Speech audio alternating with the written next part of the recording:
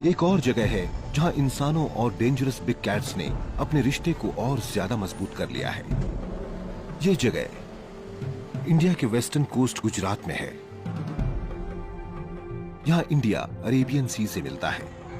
यहां शहरों ने फार्म्स को घेर लिया है।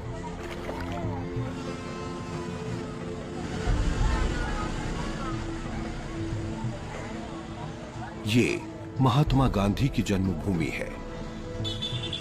लेकिन गुजरात का एक और रेजिडेंट भी मशहूर है। ये चेहरा बहुत फेमिलियर है, मगर क्या इस एनिमल को अफ्रीका में नहीं होना चाहिए? इंडिया के वेस्टर्न स्टेट गुजरात में लोग काफी समय से बिग कैट्स के साथ अपनी जिंदगी बिता रहे हैं। ये बिग कैट्स इतने रेयर हैं कि इंडिया के बाहर रहने वाले लोग जानते तक नहीं कि ये एग्जिस्ट भी करते हैं। ये है एशियाटिक लायंस, अफ्रीकन लायंस के क्लोज कजिन्स। इनके एंसेस्टर्स को रोमन कोलोसियम के टाइम की तबाही देखनी पड़ी थी। इस स्पीशीज के ये कुछ आखिरी लायंस बचे हैं। और कभी ये इंडिया से लेकर ग्रीस और मोरक्को तक पाए जाते थे। फिर हंटिंग की वजह से ये एक्सटिंक्ट होने तक पहुंच गए। अब ये सिर्फ 1-2 डजन ही बचे हैं और इन्हें गुजरात में एक स्पेशल सैंक्चुरी दी गई है, गिर फॉरेस्ट नेशनल पार्क।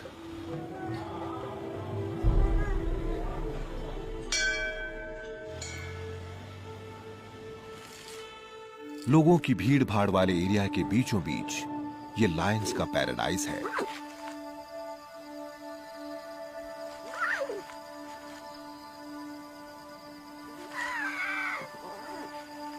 इनके लिए यहां खाने की कोई कमी नहीं है। लेकिन बस एक प्रॉब्लम है। लायंस ने अपने फॉरेस्ट की हद से बाहर निकलकर घूमना शुरू कर दिया है। कोई फेंस न होने की वजह से जंगल के राजा को बाउंड्रीज से क्या लेना देना। और जंगल से लगे गांव में करीब 2 मिलियन लोग रहते हैं।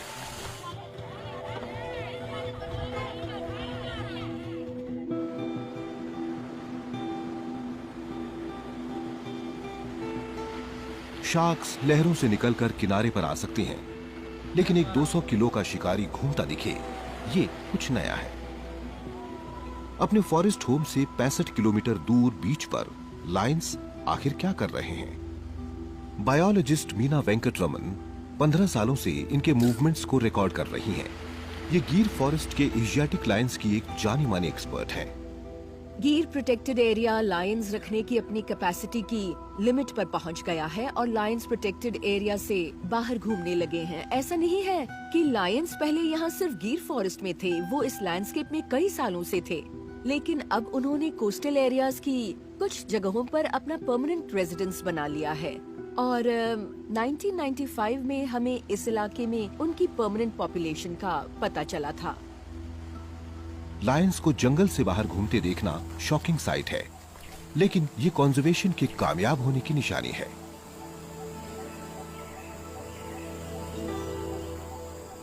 पिछले 65 साल में लायन की पॉपुलेशन 50 से करीब 500 तक पहुंच गई है और अब भी बढ़ रही है।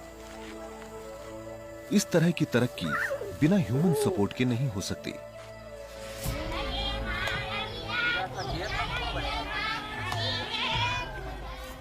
वो लकी हैं कि दुश्मन उनके दोस्त बन गए हैं।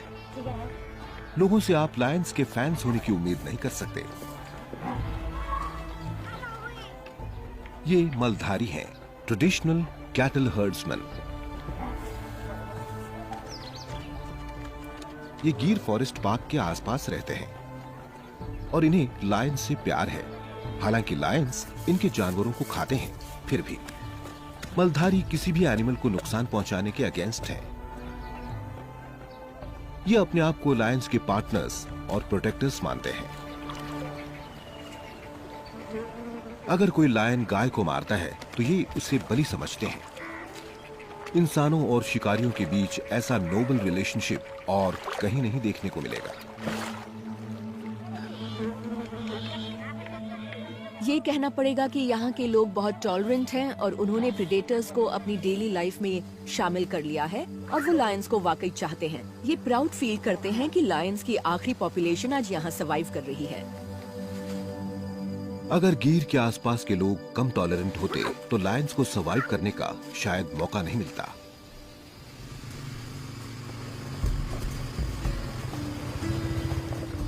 मलधारी अच्छे नेबर्स हैं, लेकिन कुछ और लोग भी हैं जो लायंस के सर्वाइवल के लिए पूरी तरह से डेडिकेटेड हैं।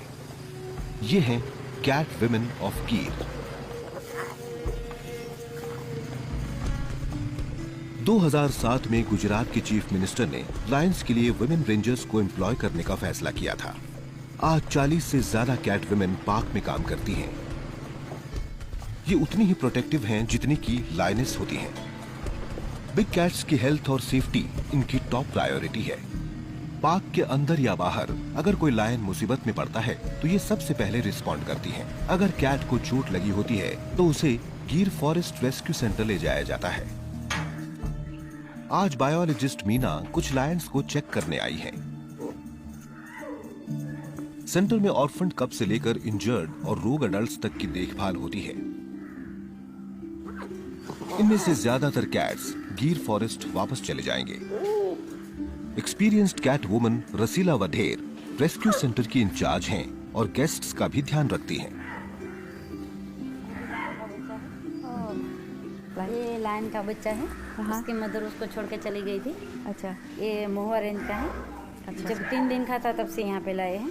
अच्छा अच्छा। तो एक बार हमने कोशिश की उसके मदर के साथ रखने की, लेकिन उसकी मदर ने एक्सेप्ट नहीं किया। अच्छा तो फिर से हम लाए हैं और बड़ा कर रहे हैं। 3 महीने पहले रसीला को एक न्यूबॉर्न अकेला मिला जो बस मरने ही वाला था। एक छोटा मेल लायन। स्ट्रेस में बिना एक्सपीरियंस वाली मदर्स कभी-कभी अपने बच्चों को छोड़ देती हैं। नॉर्मली जंगल में एक लायनेस अपने बच्चों को 7 से 10 महीने तक पालती है, लेकिन लायन का एक बच्चा 2 से 3 साल का होने तक पूरी तरह से इंडिपेंडेंट नहीं होता। इसीलिए एक सरोगेट मदर की तरह रसीला बहुत ज्यादा बिजी है।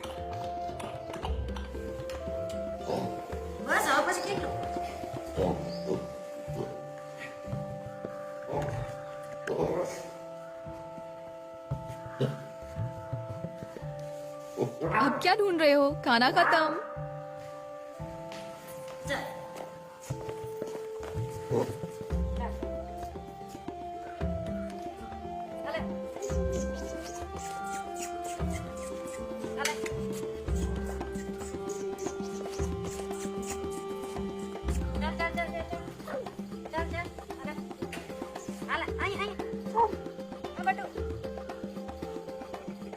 चार महीने का ये कब उतना ही पावरफुल है जितने कि जंगल के कब होते हैं, लेकिन जिन कब्स को लायनेस ने बड़ा नहीं किया होता वो जंगल में जिंदा नहीं रह पाते।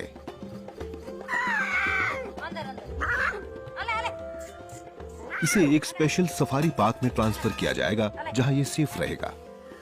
उसकी मदर उसको छोड़ के चली गई थी, तब से हम उसको बड़ा कर रहे हैं। इस बच्चे को लग रहा है कि मैं ही उसकी मदर हूँ, तो उसी तरह से हम उसको पाल रहे हैं। जैसे हम बुलाएंगे तो तुरंत आएगा और उसको लग रहा है कि हमें उसकी मदर है और हमारे आवाज़ सुनते ही वो आ जाता है। फीडिंग कराने के लिए उसको लगता है कि अगर मुझे वो दूध पिलाएगी, तो हम सोच रहे हैं कि हमारा ही बच्चा है, इस तरह से हम पाल रहे हैं उसको।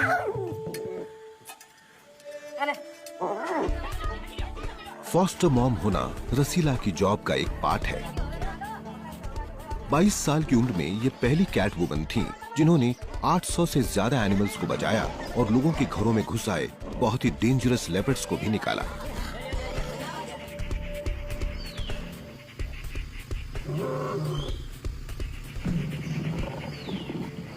गिर फॉरेस्ट के अंदर लायंस को प्रोटेक्ट करने का काम इनके लिए पहले नंबर पर आता है। हर रोज ये कैट वुमेन ये देखने बाहर निकलती हैं कि कहीं कुछ अनयूजुअल तो नहीं है। लायंस की खोज खबर लेने के लिए इन्हें बाइक्स की सेफ्टी को छोड़कर पैदल जाना पड़ता है। कैट वुमेन गन्स लेकर नहीं जाती, ये सेफ डिस्टेंस रखने के लिए ट्रेन्ड हैं। फायर आर्म्स उनका आखिरी सहारा है। अपने प्रोटेक्शन के लिए उनके पास लॉन्ग स्टिक्स होती हैं जिन्हें लाठीज कहा जाता है। लेकिन आज उन्हें ऐसा कुछ दिखा कि उन्हें रुकना पड़ा। वो एक इंजर्ड मेल लायन था जो बहुत ज्यादा डेंजरस हो सकता था।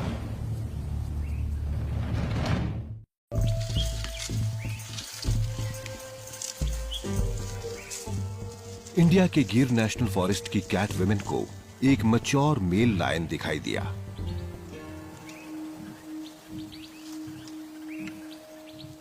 लेकिन उन्होंने इसे पार्क के इस पार्ट में पहले कभी नहीं देखा।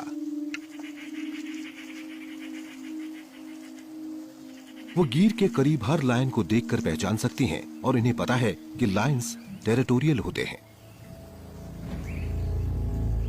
अपने यूजुअल इलाके से दूर। हो सकता है कि ये फाइटिंग मूड में हो और बहुत डेंजरस हो। इतनी दूर से ही इन्हें इसके फर पर खून दिख रहा है। इन्हें पता नहीं चल रहा है कि घाव गोली का है या इसे किसी दूसरे लायन ने मारा है।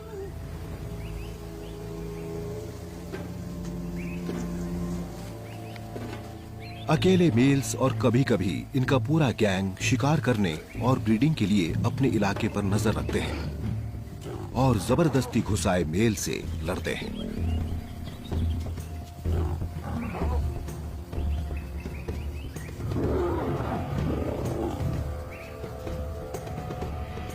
एक जगह पर जितने ज्यादा लायंस होंगे, लड़ाई उतनी ही जल्दी जल्दी और ज्यादा खूंखार होगी।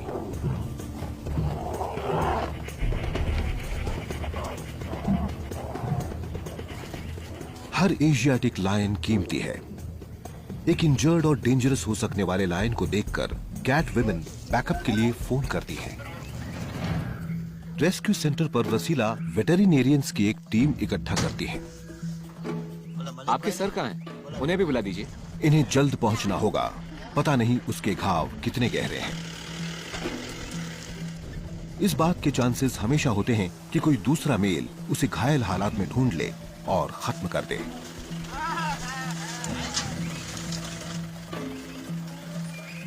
अगर उसकी हालत खराब हुई तो इन्हें उसे सर्जरी के लिए रेस्क्यू सेंटर लाना पड़ेगा।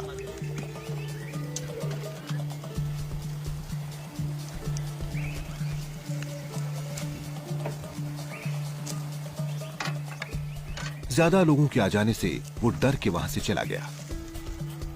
वो वहां था, वहां। इन्हें उसे डार्ट गन से बेहोश करना है, इसलिए वैन में उसका पीछा करना पड़ेगा।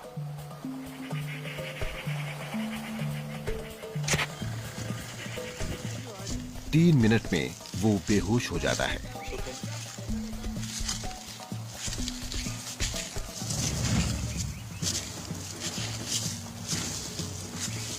दवा का असर हो गया है, लेकिन फिर भी वो डेंजरस है।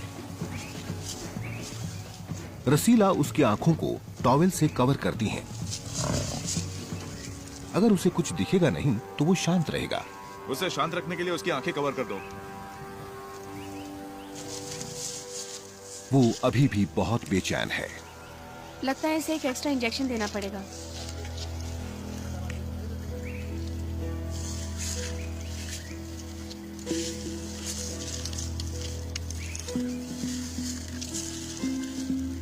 ट्रैंकुलाइजर की एक एक्स्ट्रा डोज के बाद इसे एग्जामिन करना सेफ रहेगा।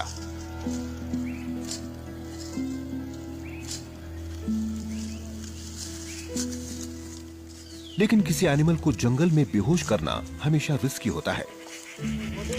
अभी भी ये धूप में ओवरहीट हो रहा है। इन्हें फुर्ती से काम करना पड़ेगा।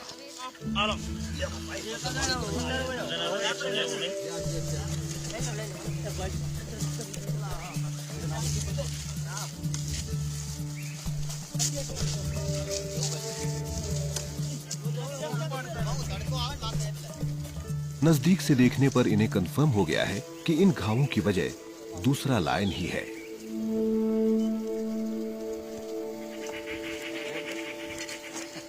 पीठ पर लगे घाव से पता चल रहा है कि अटैक पीछे से हुआ है। पीठ की हालत बुरी है, हालांकि हड्डी नहीं टूटी है। लड़ने या भागने से इसके पंजे भी इंजर्ड हैं। ये स्लाइटली थोड़ा लिम्प भी कर रहा था। शायद नई टेरिटरी ढूंढते हुए यह अपने से ज्यादा ताकतवर मेल से टकरा गया। घाव गहरे हैं, लेकिन रसीला और उनकी टीम ने डिसाइड किया है कि इसका इलाज यहीं करना सेफ होगा। यहाँ एक और चोट है। अगर ये जंगल में ही रहा तो जल्दी ठीक हो जाएगा। बिना इलाज के ये शायद इन्फेक्शन से मर जाए। गहरे घावों में पहले ही मैगट्स आ गए हैं।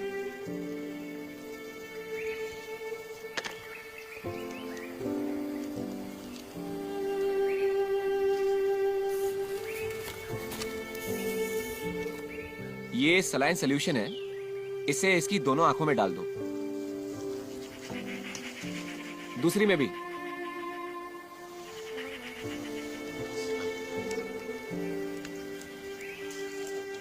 एंटीसिडेशन ड्रग के इंजेक्शन से इसकी बेहोशी टूट जाएगी। अब दूर हटो यहाँ से, इसे डिस्टर्ब मत करो। रसीला उसे जगाती है। इसका उठकर चलना बहुत जरूरी है।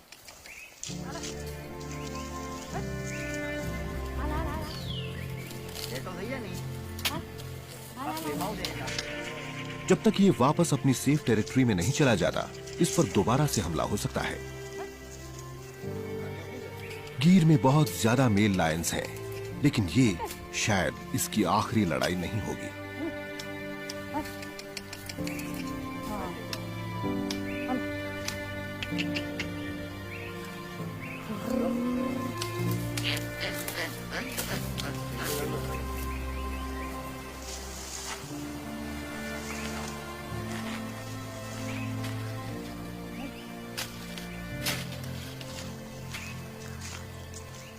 यहां काम करने वाले सभी लोग जानते हैं कि ये लड़ाई खाने के लिए नहीं थी।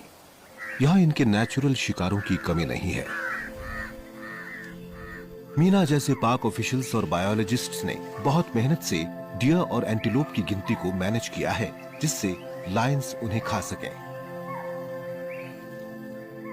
गिर में लायंस के लिए शिकार की कोई कमी नहीं। कुछ साल पहले डोमेस्टिक एनिमल्स लायंस की डाइट थे, लेकिन अब पिछले 2 डेकेड से जंगली जानवरों की पॉपुलेशन बहुत ज्यादा बढ़ गई है। लायंस को अपनी 80 to 85% डाइट जंगल से ही मिल जाती है। गिर में प्रॉब्लम है जगह की। पार्क के अंदर एक लायन के लिए सिर्फ 1 स्क्वायर माइल है, जो बहुत कम है। प्रॉब्लम लायंस के एक दूसरे से लड़ने की नहीं है।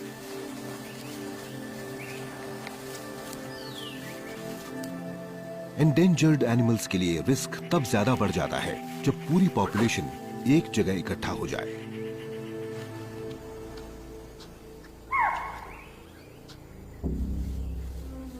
किसी बीमारी के फैलने या कोई हादसा हो जाने पर पूरी सब स्पीशीज खत्म हो जाएगी। 2015 में गिर में ऐसा ही कुछ हो गया था।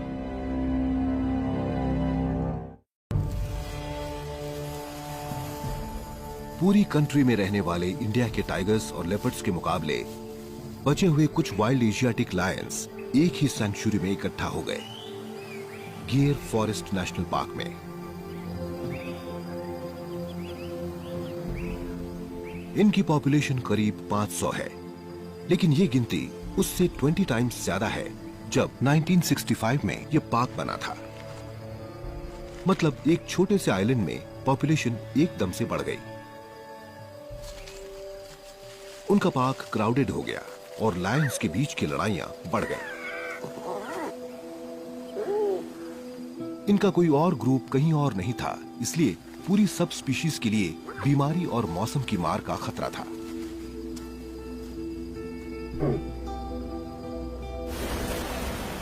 2015 में मॉनसून बहुत सीवियर था और एक्सेसिव फ्लड्स की वजह से गुजरात को बहुत नुकसान हुआ। 13,000 लोगों को गिर फॉरेस्ट के पास से निकलना पड़ा। लायंस की बहुत सी जगह में बाढ़ का पानी भर गया और कई कैट्स को अपनी टेरिटरीज छोड़कर बाहर निकलना पड़ा।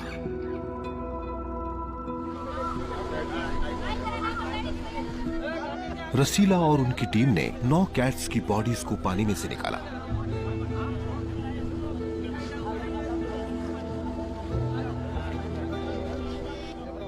फ्लड्स ने उन सब की आंखें खोल दी।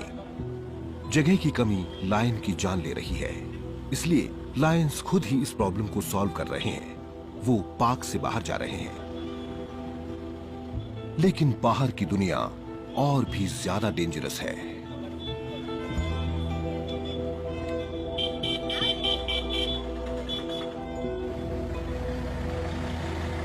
आसान ट्रैवल के लिए ट्रेन ट्रैक्स और रोड्स बढ़िया साधन है।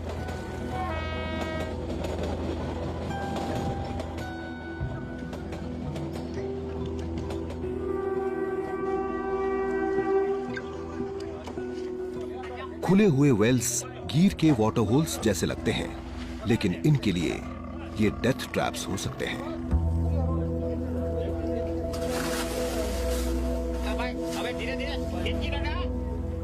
एक्सटिंक्शन से बचने के लिए एशियाटिक लायंस को अपनी नई पॉपुलेशंस को दूसरे एरियाज में एस्टैब्लिश करना होगा, या तो खुद या फिर इंसान की हेल्प से। और इस मैसेज को फैलाना गिर की बची कैट्स के लिए एक बहुत इंपॉर्टेंट काम है। उन्हें अपने ज्यादा एडवेंचरस साथियों के लिए स्पेशल मैसेंजर बनना है। टूरिज्म के हिसाब से वो कामयाब हो रहे हैं। गिर फॉरेस्ट नेशनल पार्क इंडिया के सबसे ज्यादा पॉपुलर डेस्टिनेशंस में से एक है। यहां वाइल्ड एशियाटिक लायंस दिखेगा, इस बात की गारंटी है। लेकिन फ्यूचर यहां रहने वाले उन लायंस पर टिका है जिनका बाहर निकलना रुका नहीं है। लायंस के लिए दूसरी स्टेट में एक और रिजर्व बनाने की बात चल रही है, लेकिन लायंस तो वेट नहीं कर सकते।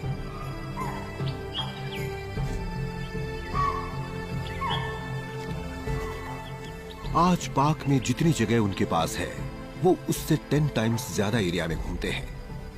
जिन एनिमल्स के नाम से जंगल और ग्रास लैंड्स का ध्यान आता है, वो बिल्कुल नई जगहों पर दिखाई दे रहे हैं।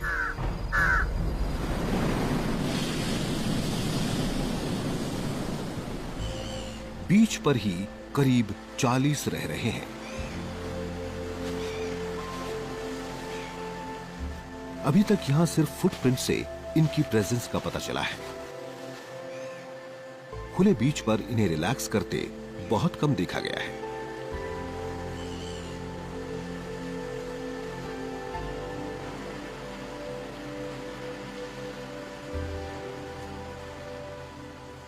इन्हें बीच पर देखकर वी कैन से कि लायन पॉपुलेशन बढ़कर यहाँ इतनी दूर तक फैली हुई है। दूसरा इंपॉर्टेंट एस्पेक्ट है लायंस की अडेप्ट करने की क्वालिटी। उन्होंने इस तरह के लैंडस्केप पर सर्वाइव करने का तरीका अडेप्ट कर लिया, एंड दैट्स फैसिनेटिंग। लेकिन वो यहां से कहां जाएंगे? मॉडर्न इंडिया की लाइफ में इन्हें ऐसे चैलेंजेस मिलेंगे जैसे पहले कभी नहीं मिले।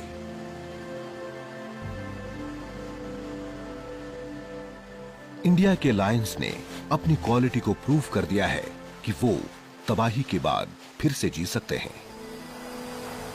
उनकी पॉपुलेशन बढ़ रही है और उन्हें ज्यादा जगह की जरूरत है। लेकिन क्या इंडिया और ज्यादा लायंस के लिए तैयार है?